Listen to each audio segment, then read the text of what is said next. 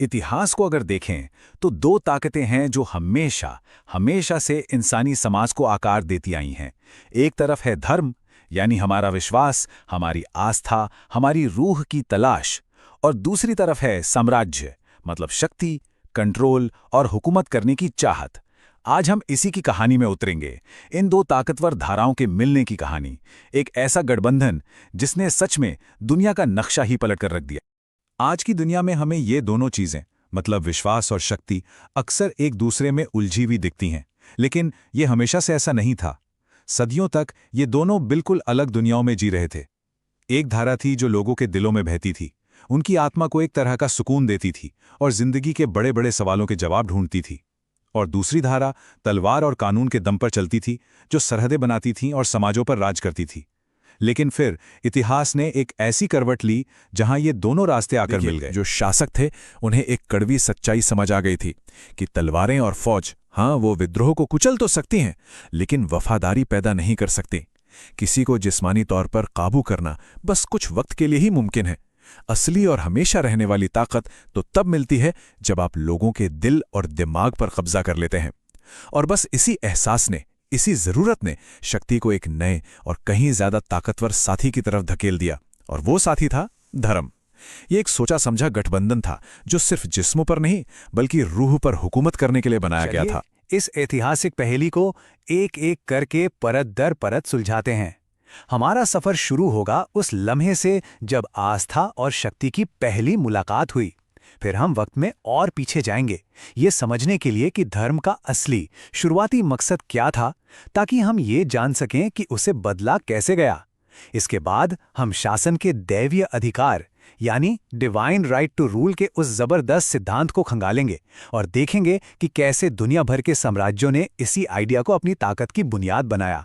हम भारत के अपने अनूठे तजुर्बे पर भी एक नज़र डालेंगे और आखिर में उस गहरी साइकोलॉजी को समझेंगे जो इस गठबंधन को आज भी इतना असरदार बनाए हुए है। अच्छा, इस कहानी में आगे बढ़ने से पहले एक बात बिल्कुल साफ कर लेना बहुत जरूरी है। हमारा फोकस किसी धर्म या किसी आस्था पर नहीं है, बल्कि उस प्रोसेस पर है जिसके जरिए राजनीतिक शक्ति ने आस्था को अपने मकसदों के लिए इस्तेमाल किया। ये किसी भी विश्वास की आलोचना नहीं है, बल्कि इस बात की एक पड़ताल है कि कैसे सत्ता, फिर चाहे वो किसी भी शक्ल में हो, लोगों पर कंट्रोल करने के लिए उनकी सबसे गहरी भावनाओं का इस्तेमाल करती है। हमारा मकसद इस सवाल का जवाब ढूंढना है, शासकों ने आस्था की रूहानी ताकत को एक सियासी हथियार में आखिर बदला कैसे। हम उन तरीकों को जांचेंगे जिनसे उन्होंने विश्वास का इस्तेमाल लोगों के जहन पर राज करने और उनसे बिना शर्त वफादारी हासिल करने के लिए किया। इस पूरी चर्चा के अंत तक आप इस ताकतवर मशीनरी को बिल्कुल साफ साफ समझ पाएंगे। इस गठबंधन को ठीक से समझने के लिए हमें पहले धर्म की जड़ों तक जाना होगा, उस जमाने में जब इसका सियासत से दूर दूर तक कोई लेना देना नहीं था। धर्म की शुरुआत दरअसल इंसान की सबसे गहरी जरूरतों और डरों से हुई थी।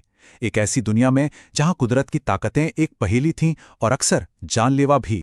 जरा उस दुनिया की कल्पना कीजिए जहां साइंस की कोई रोशनी नहीं थी, जहां एक मामूली सा बुखार भी मौत का पैगाम हो सकता था और एक सूखा पूरे के पूरे कबीले को भूखा मार सकता था।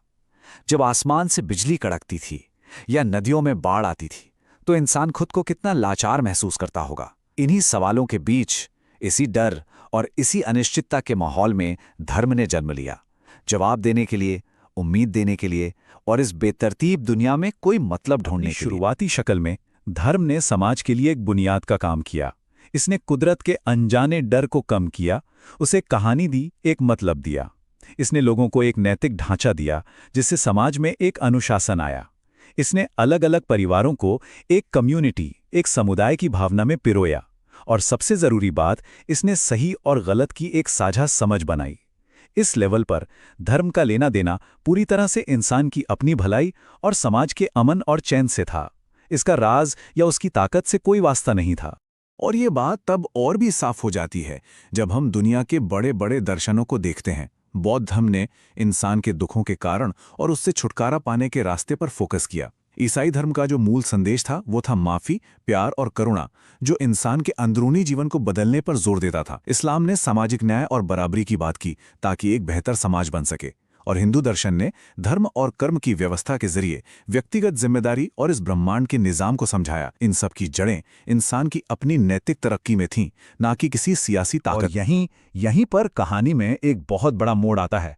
जब शासकों की नज़र धर्म की इस ताकत पर पड़ी तो उन्हें इसमें रूहानी सुकून नहीं बल्कि कंट्रोल करने का एक बेमिसाल औजार दिखा। ये वो पल था जब धर्म की पाकीज़गी पर सत्ता का साया पड़ने लगा और इतिहास हमेशा हमेशा के लिए बदल गया। देखिए, शक्ति का एक सीधा सा नियम है। आप जोर जबरदस्ती से लोगों के जिस्मों को तो काबू कर सकते हैं, पर उनके दिल और दिमाग को नहीं जीत सकते। सच्ची और हमेशा टिकने वाली वफादारी डर से नहीं बल्कि यकीन से पैदा होती है। शासकों को अपनी हुकूमत चलाने के लिए सिर्फ ताकत नहीं चाहिए थी, उन्हें एक नैतिक अधिकार भी चाहिए था, और ये अधिकार उन्हें धर्म में नजर आया। यहीं से सियासत में धर्म का एक सोचा समझा इस्तेमाल शुरू होता है। इस बदलाव का सबसे बड़ा और साफ उदाहरण हमें रोमन साम्राज्य में मिलता है। सदियों तक रोम एक ऐसा साम्राज्य था जहां बहुत से देवी देवताओं को पूजा जाता था और राज्य का अपना कोई एक धर्म नहीं था। लेकिन चौथी सदी में सम्राट कॉन्स्टेंटाइन के आने से सब कुछ बदल गया। वो एक बहुत बड़े और बिखरते हुए साम्राज्य को एक साथ जोड़ने की चुनौती से जूझ रहे थे, तो उन्होंने एक बहुत ही क्रांतिकारी कदम उठाया। उन्होंने ईसाई धर्म को अपना लिया और उसे राज्य का आधिकारिक धर्म बना दिया। ये फैसला सिर्फ एक धार्मिक फैसला नहीं था, ये एक पॉलिटिकल मास्टर स्ट्रोक था। इस एक कदम ने राजा और प्रजा के रिश्ते की परिभाषा ही बदल दी और उस विचार की नींव रखी जिसने आने वाली कई सदियों तक यूरोप पर राज किया, राजाओं का दैवीय अधिकार। राजाओं का दैवीय अधिकार था क्या? असल में ये एक बहुत ही ताकतवर सियासी और धार्मिक सिद्धांत था। ये कहता था कि एक राजा या सम्राट को हुकूमत करने की ताकत लोगों से या संसद से नहीं मिलती, बल्कि सीधे ईश्वर से मिलती है। इसका मतलब ये हुआ कि राजा सिर्फ और सिर्फ ईश्वर को जवाबदेह है, दुनिया की किसी और ताकत को नहीं। सोचिए ये कितना खतरनाक विचार था, क्योंकि इसने राजा को हर सवाल से ऊपर कर दिया। अब राजा के हुक्म को टालना सिर्फ एक सियासी जुर्म नहीं रहा, ये एक धार्मिक गुनाह बन गया, यानी सीधे सीधे ईश्वर की मर्जी की तौहीन। लेकिन रोम की कहानी कोई अकेली कहानी नहीं थी। जब हम इतिहास के पन्ने पलटते हैं तो हम देखते हैं कि ये पैटर्न, ये तरीका दुनिया भर के साम्राज्यों ने बार बार दोहराया था। ये आस्था को ताकत के साथ मिलाने का एक तरह का ग्लोबल फॉर्मूला बन गया था। जरा मध्ययुग के धर्मयुद्धों यानी क्रूसेड्स को देखिए। आम लोगों और सिपाहियों के लिए ये एक पवित्र जंग थी जो ईश्वर की मर्जी से अपनी पवित्र जमीन को आजाद कराने के लिए लड़ी जा रही थी। लेकिन पर्दे के पीछे राजाओं और शासकों के इरादे कहीं ज्यादा दुनियावी थे। उनका असली मकसद था मिडिल ईस्ट की दौलत, जरूरी व्यापार के रास्तों पर कब्जा और अपना सियासी दबदबा बढ़ाना। धर्म को यहाँ एक जबरदस्त इमोशनल फ्यूल की तरह इस्तेमाल किया गया, जिसने हजारों लोगों को भू राजनीतिक और आर्थिक मकसदों के लिए अपनी जान देने पर आमादा कर दिया। यही पैटर्न हमें इस्लामी खिलाफतों के विस्तार में भी नजर आता है। इस्लाम का जो बुनियादी पैगाम था वो सामाजिक न्याय और बराबरी पर टिका था, लेकिन जैसे जैसे खिलाफत एक बड़े साम्राज्य में तब्दील हुई, धर्म और हुकूमत एक दूसरे में घुल मिल गए। शरिया कानून ही राज्य का कानून बन गया। इसने साम्राज्य को एक मजबूत वैचारिक बुनियाद तो दी, लेकिन इसका एक दूसरा नतीजा भी निकला। जब कानून और आस्था एक हो जाते हैं, तब हुकूमत की नीतियों से नाइत्तेफाकी रखना सिर्फ सियासी बगावत नहीं बल्कि मजहबी बगावत भी समझी जाने लगती है। और फिर आया यूरोपीय साम्राज्यवाद का दौर। उन्होंने अपने औपनिवेशिक विस्तार को सभ्यता का मिशन जैसा बड़ा आकर्षक नाम दिया। उनका दावा था कि वो दुनिया के पिछड़े इलाकों में सभ्यता, तरक्की और ईसाई धर्म की रोशनी फैलाने आए हैं। लेकिन इस नैतिक नकाब के पीछे का असली चेहरा था साम्राज्य को फैलाना और दूसरे देशों के कीमती संसाधनों पर कब्जा करना। इस तरह धर्म ने अफ्रीका, अमेरिका और एशिया में हुई सबसे क्रूर जीतों और शोषण को भी नैतिक तौर पर सही ठहराने का काम किया। रुख भारत की तरफ करते हैं, जहां ये कहानी एक ज्यादा पेचीदा और नाजुक शक्ल ले लेती है। यहाँ धर्म और शक्ति के रिश्ते का सफर एक अलग लेकिन फिर भी जाने पहचाने रास्ते पर चला। प्राचीन भारत में धर्म का मतलब मुख्य रूप से एक व्यक्तिगत और सामाजिक कर्तव्य होता था और राजकाज आमतौर पर इससे अलग रहता था। हाँ, सम्राट अशोक एक बहुत बड़ा अपवाद थे, लेकिन उन्होंने भी कलिंग युद्ध की तबाही के बाद बौद्ध धर्म का इस्तेमाल कंट्रोल के लिए नहीं बल्कि शांति और अहिंसा को बढ़ावा देने के लिए किया। मध्ययुगीन काल में जब सल्तनतें और साम्राज्य बने तो ये समीकरण बदलने लगा। अब शासक का धर्म अक्सर वफादारी का एक पैमाना बन गया, जिससे धीरे धीरे धार्मिक पहचान पर आधारित राजनीति की शुरुआत हुई। लेकिन सबसे बड़ा और फैसलाकुन बदलाव आया ब्रिटिश राज के दौरान। अंग्रेजों ने बांटो और राज करो की अपनी मशहूर नीति के तहत धर्म का बहुत चालाकी से इस्तेमाल किया। उन्होंने जनगणना के जरिए धार्मिक समुदायों को सख्त लकीरों में बांटा और अलग अलग कानून बनाकर इन बंटवारों को और गहरा कर दिया, जिससे धर्म असरदार तरीके से सियासी कंट्रोल का एक रिमोट कंट्रोल बन गया। तो हमने ऐतिहासिक पैटर्न तो देख लिया है, लेकिन अब हम इस पहेली के आखिरी और शायद सबसे अहम हिस्से की तरफ बढ़ते हैं, मनोविज्ञान। आखिर ऐसा क्या है जो धर्म को कंट्रोल का इतना ताकतवर हथियार बना लेता है? इसका जवाब हमारे दिमाग के काम करने के तरीके में ही छुपा है। सवाल यह है कि आखिर धर्म हुक्म देने और हुक्म मनवाने के लिए इतना असरदार औजार क्यों है? इसका जवाब इंसान की गहरी साइकोलॉजी में छिपा है। देखिए, इसके काम करने के पीछे कई वजह हैं। सबसे पहले ये मौत के बाद की जिंदगी की बात करता है, जो हमारे सबसे बड़े डर यानी मौत को सीधे सीधे संबोधित करता है। दूसरा, ये इनाम और सजा का एक बिल्कुल साफ सिस्टम देता है। आज्ञा मानोगे तो स्वर्ग, नहीं मानोगे तो नरक। तीसरा, ये सत्ता पर सवाल उठाने को एक राजनीतिक काम की तरह नहीं, बल्कि एक नैतिक गुनाह या पाप की तरह पेश करता है, जिससे इंसान के अंदर एक अपराध बोध, एक गिल्ट पैदा होता है।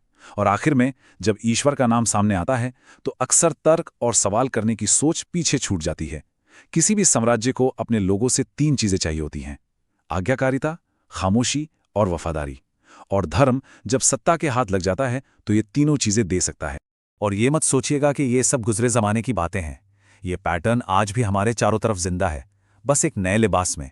ये हमें पहचान की राजनीति यानी आइडेंटिटी पॉलिटिक्स में दिखता है, जहां धर्म का इस्तेमाल हम बनाम वो की भावना भड़काने के लिए किया जाता है। ये हमें सांस्कृतिक राष्ट्रवाद में नजर आता है, जहां एक धर्म को पूरे राष्ट्र की पहचान से जोड़ दिया जाता है।